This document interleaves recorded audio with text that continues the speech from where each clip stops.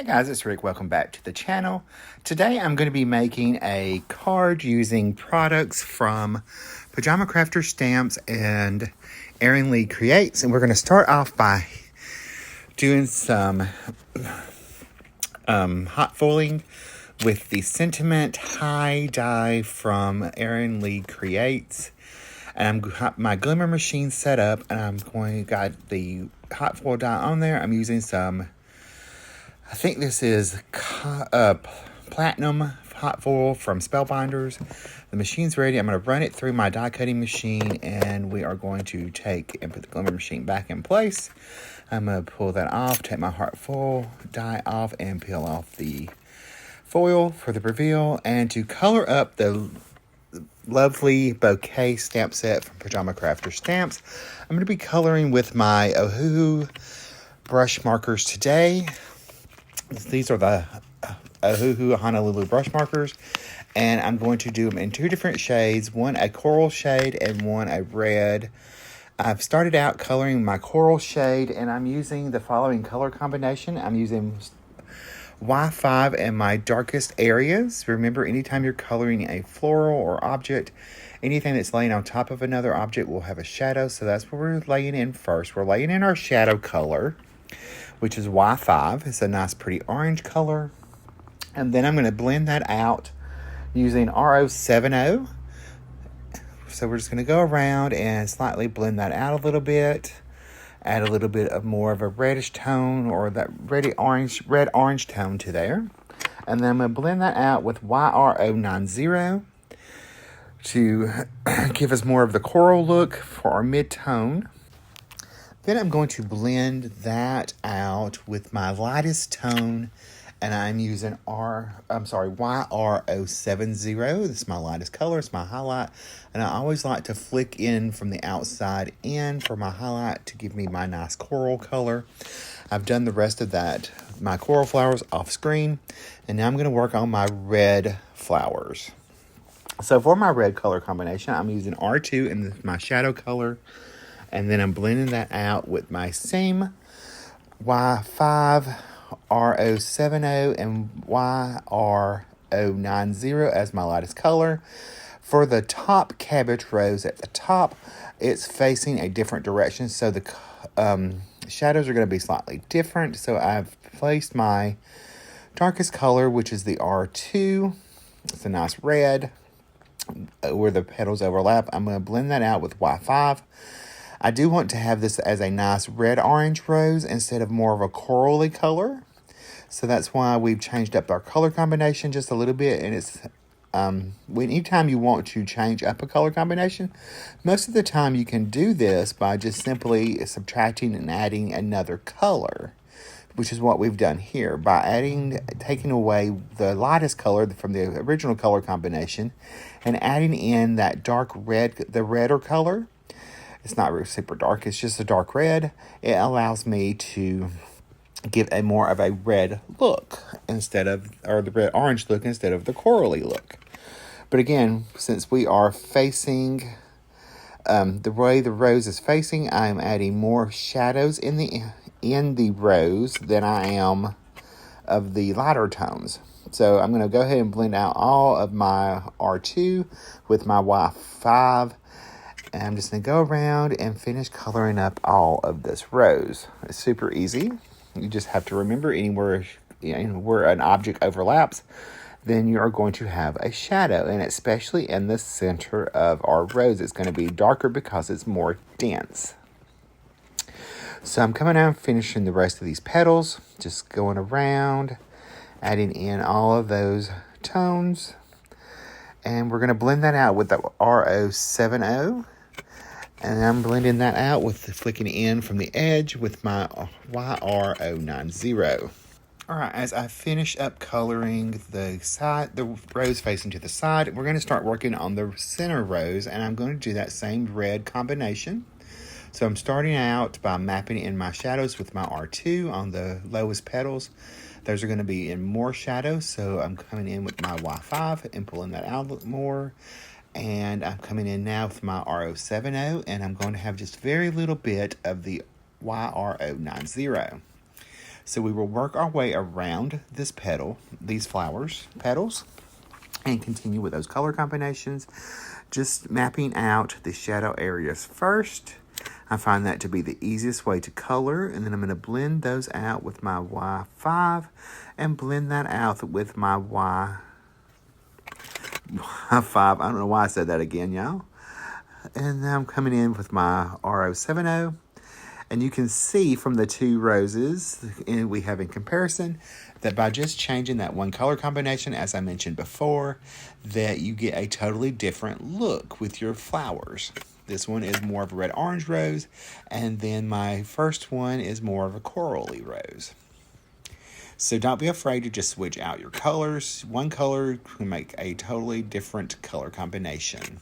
So don't be afraid to think about that. All right, we're going to move on to our leaf combination. And I actually pulled the wrong marker to begin with. In the original wreath combination, and I'm going to realize it right here. I'm starting out with the BG8, which is correct, but I accidentally pulled G5 by mistake. And once I put it down, I realized it. So I'm switching that out to BG5. So my color combination for this set of leaves is BG8 as my darkest color, BG5, and my lightest color is G360 as my highlight.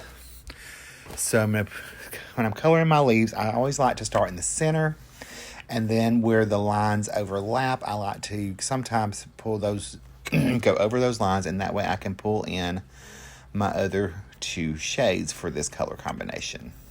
And you're going to see that again here. I'm coming in with my BG8 in my darkest color. I'm going to go over the center just slightly, and I'm going to outline the lines that separate the segments of the leaf.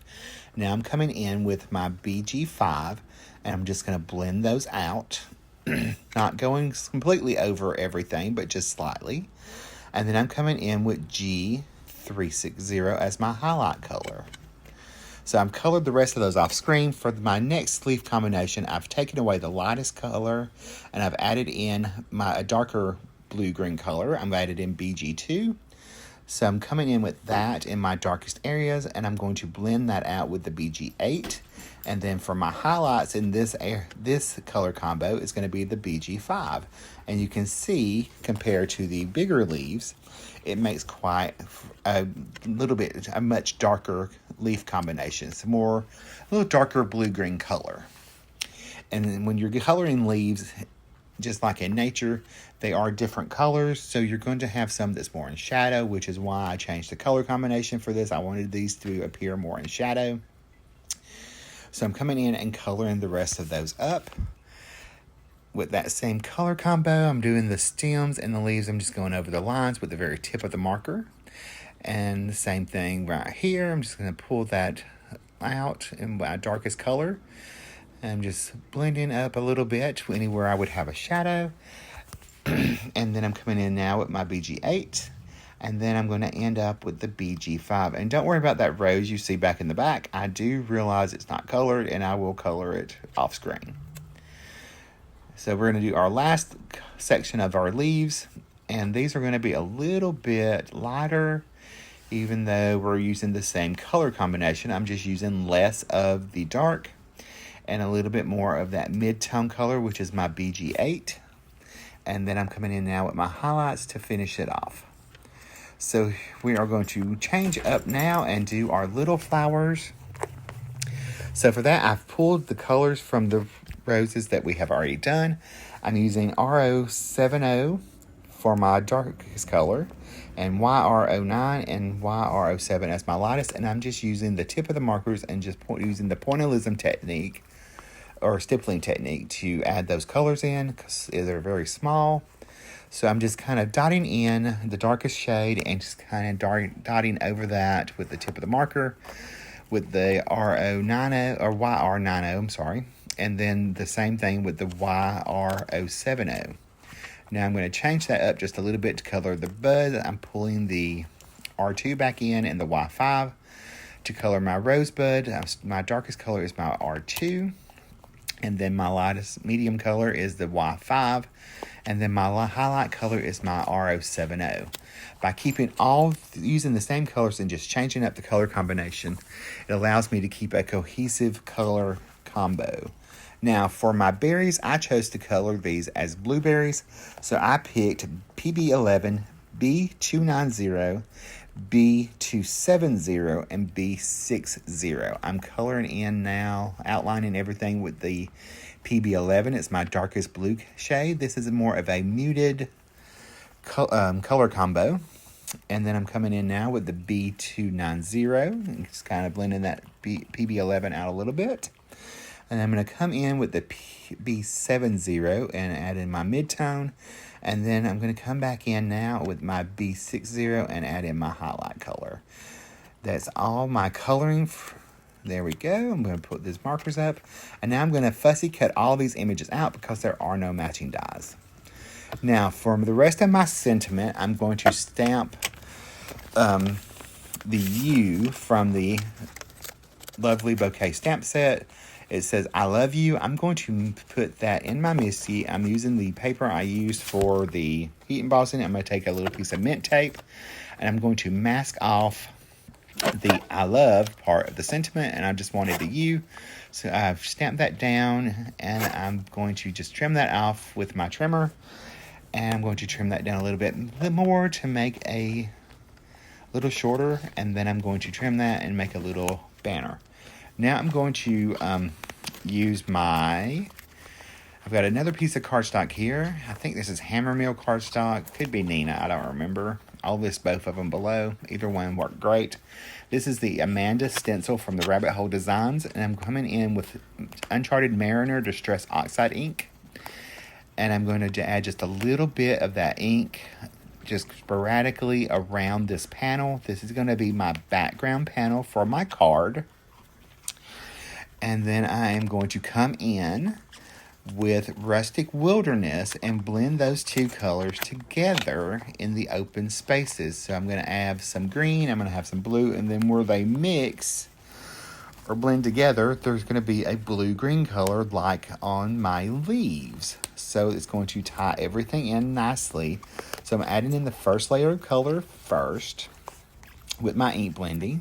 And then I will come back and add a second layer where I feel that it's necessary to have one. So I do like to do my ink blending twice most of the time. That way I get a nice blend. And I wasn't too worried about the splotchiness. I'm coming back in now and just blending that out with what's on the brush. And there you go. Now I'm going to flick on a little water while the stencil's in place. Using the water from my Distress sprayer. I'm just flicking on, activating that ink. And then I'm going to take a towel and pick that water up. And then I will remove the stencil. I'm going to flick on some... What am I flicking on? I put some Perfect Pearls into water, and I'm flicking that on with a brush. I wanted a little bit of sparkle. I forgot about that. So I'm adding that watered down Perfect Pearl in there. I'm going to clean that up, just blot that off, and then I can remove my stencil. Now I will take this, and I'm going to cut this down to size. I'm going to trim it down to 3 3/4 by 5. I believe it's I did it 3 3/4 by 5. That way I can have a nice border of pitch black cardstock. As y'all knew, I like some black cardstock on my hat. So I've cut the pitch black from Hero Arts down to 4 by 5 1/4. And I'm just going to layer these pieces together, giving that nice 1/8 of an inch border around. And this is where I'm going to audition where I want my focal panels to be. I'm going to start by placing my hot foil sentiment onto my card. We're going to add it to our card base. Since I know I'm going to cut this off and make it a split card. So I'm adding that to the card base. It's a top folding A2 size card. I'm going to add my hot foil sentiment to the right hand side of the card. And then I'm going to kind of figure out which way I want my floral arrangements to go. This is where I figured out I wanted to split it so I could get more on both sides. So when you're splitting your focal image, you want to only add glue to the back of the part that's going to be attached to that part of the card. So I've done that, and now I'm going to move that where I want it, flip it over, open my card up, and I'm going to take my long Tim Holtz scissor and cut that off, and then I can take and add adhesive to the other part of my focal image and put that on the other side. By splitting your stamped and colored images, it allows you to get more bang from larger floral images or larger images, and you can get more bang for your buck. Now we're going to take and cut just a little fishtail banner, and I've added just some 1mm foam tape behind that. I'm going to pop my T-square down so I can make sure my sub-sentiment is nice and lined up on my sentiment here. That way I know it's nice and lined up and straight. And push that T-square up and make sure it's lined up. Now we're going to come in and add our additional stamped images that I've cut out. I'm going to add just a little foam tape behind each one of these. And I'm going to peel the backing off of my foam tape. And I'm going to arrange one up at the top. And then I'm going to arrange one down at the bottom part of the sentiment to create a triangle arrangement. I'm going to add some additional leaves that I have stamped and cut and colored and stamped and cut out. Just tucked under some of the leaves, or tucked under those flowers that I just added. I'm going to add one at the top and one at the bottom, and then I'm going to come in and work on my details. So I've got my white Jelly Roll pen. This is the bold number 10. It's the one I like the best. And I'm going to come around the petals of the flowers and add some highlights to that. And I'm going to add some other ones. I did have to switch my pen up because my number 10 ran out of ink.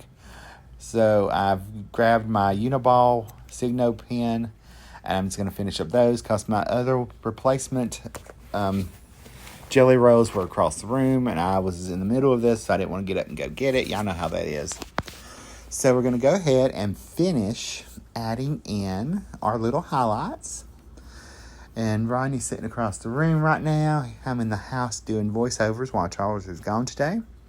So he's here with me helping. We're going to add little highlights to our blueberries. And the color combination for this project came from the color cube. It was one of the color combinations in that. I can't remember which exact card, but that's where I pulled this color combination from. I thought it was a fun one to do, a nice summary card. So to finish off the card, I'm adding some glitter with my Spectrum Noir clear overlay glitter pen. And I'm just going to add those to the roses and to the leaves and to my berries to make it nice and sparkly. So we're going to finish up that, and there is a look at my card. And if you here's a closer look at the card, if you like this video, you're probably going to like this one next.